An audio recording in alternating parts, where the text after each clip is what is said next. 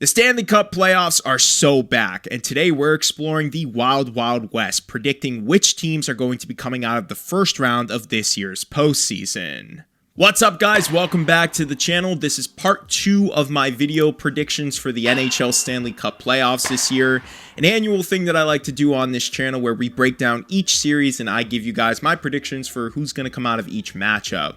Now, yesterday I did the Eastern Conference one, so if you guys want to check that out, it's going to be at the top of the screen on one of these two sides. And today we're going to be focusing on the Western Conference. This one is incredibly hard given that all the matchups are super close, but to start this one out, I think we should start with the most highly anticipated matchup of the first round, the Dallas Stars versus the Colorado Avalanche. Dallas versus Colorado in the first round demonstrates exactly why we need a 1-8 playoff format again.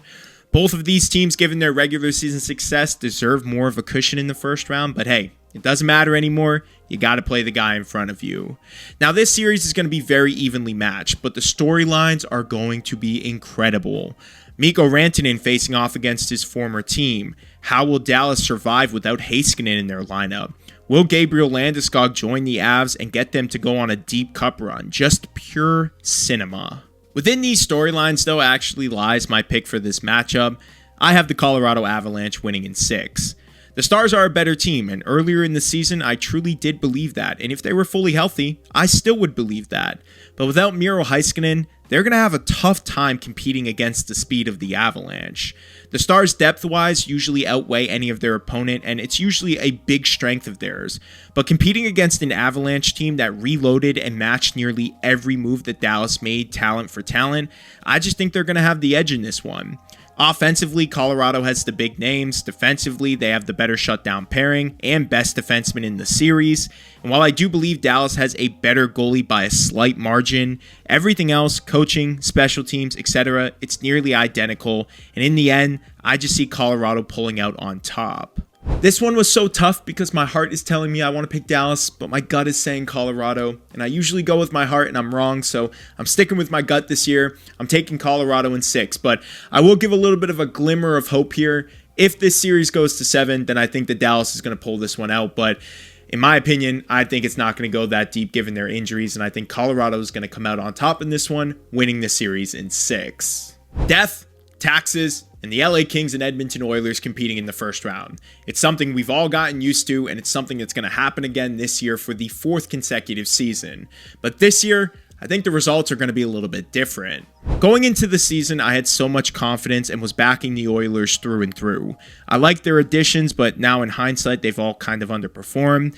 And with their injuries, it's just not really a great situation for them right now. Who knows what their health is going to look like? So I think it's safe to say that my confidence is growing less and less with every day that passes.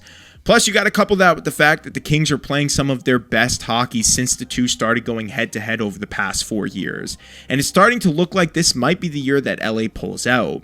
Now, at the start of the year, I would say that the vibes were kind of down on LA with a lot of people predicting them to even miss the playoffs. But lately, they're starting to feel eerily similar to their cup runs back in the early 2010s. The Kings sealed home ice advantage for this series and have the best home record in the NHL, which will be a huge advantage for them. Darcy Kemper has been lights out all season long and will be the best goalie in this series.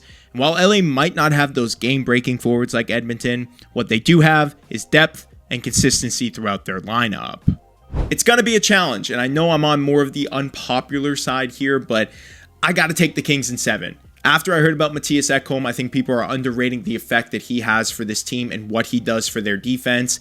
And without him, I just don't think they're going to have enough in front of Stuart Skinner to prevent LA's consistent offense from getting goals. So give me LA in 7. This one might come back to bite me, but hey, I'm very confident in the Kings this year. You win the President's Trophy. You got a couple options for your first round matchup. A Calgary team that's offensively lacking, a broken Vancouver team, or the hottest team in the NHL with the St. Louis Blues. And unfortunately for the Jets, that's exactly who they draw. Now, a lot of people have been discounting the Jets as of late, but not me, not today. I have the Jets pulling out in this series. The Jets have been the best team in hockey for a reason, and despite their past, I believe they have a totally new mindset this year and will get the job done against St. Louis. Now, is it going to be easy? Oh no, this is going to be as challenging as facing any other team in the West. But I do believe that Hellebuck is going to step up, and their top tier guys are going to find a way to secure them this series. For the Blues, there is a possibility for you to upset this team. You have some momentum yourself playing under Montgomery. Some of your guys are really stepping up. Holloway, Thomas, Kyrou. They just have a lot of depth within this team. Their defense is great, and we all know that Binnington is a gamer. But maybe a year or two from now is where I see them being their best version, not necessarily this year against the Jets. But I will say, this one is going to be close. Give me the Winnipeg Jets in 7 here. I think that both of these teams are going to be pretty evenly matched and that St. Louis will give Winnipeg a hard time. But I don't see the Jets being bounced in the first round after having such an incredible season. It just doesn't seem like a realistic thing to me. So give me the Jets in 7. True Northers, I'm backing you in this one. And the last series that we have for the Western Conference, the Vegas Golden Knights versus the Minnesota Wild. And to me, this was probably the easiest one to predict, and I'll just leave it right here now. I have Vegas winning this one in 4 or 5. Not that I don't want Minnesota to win this. It's like the Dallas one that I was talking about. My heart is telling me Minnesota, but my gut, it's screaming Vegas. Now, Minnesota did get Kaprizov and Joel Eriksson Ek back from injuries, which will give them a boost for this series, and maybe will extend this one a bit further, but I don't know, man. They don't have the experience. The Wild's past record, it's just not really helping them out in this case. And kind of like I just mentioned with the St. Louis Blues, I see their cup winning runs about 2 to 3 years down the line. When their cap space opens up, they can sign a little bit more scoring to this roster and just kind of develop some of their younger players. It's cool to see Zeev Buium getting some time with this team. Maybe he'll be in the playoffs this year, but just overall, I don't see them beating the powerhouse Vegas Golden Knights, who, quite frankly, continue to be underrated. Jack Eichel has been a stud this year. You can't count out guys like Mark Stone, Pietrangelo. He's a beast. And if Adin Hill plays like he did a couple of years ago, they're going to be a tough team to beat and could actually be one of the more serious contenders to come out of the West. But in the end, I got to make a decisive decision here. I got Vegas. I think this is going to be the only sweep of the first round. I got Vegas winning this one in 4. But let me know what you guys think about my predictions in the comments below. Do you agree with my takes? Do you disagree? And hey, if you want more coverage of the Stanley Cup playoffs as each round passes, go ahead and hit that subscribe button now. That way you don't miss whenever I post new stuff like this.